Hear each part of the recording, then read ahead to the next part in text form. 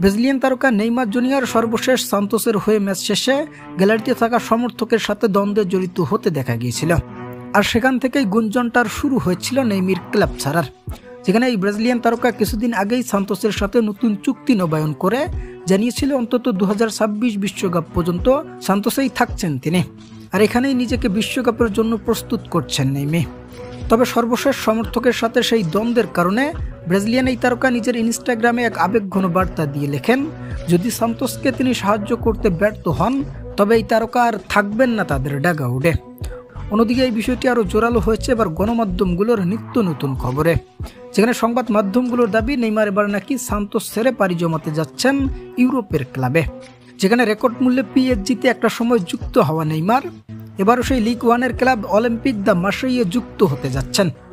তবে ব্রাজিলিয়ান এই তারকাকে নিয়ে গণমাধ্যমগুলোর এমন দাবি থাকলেও এখনও এই বিষয়টি পুরোপুরি স্পষ্ট নয়।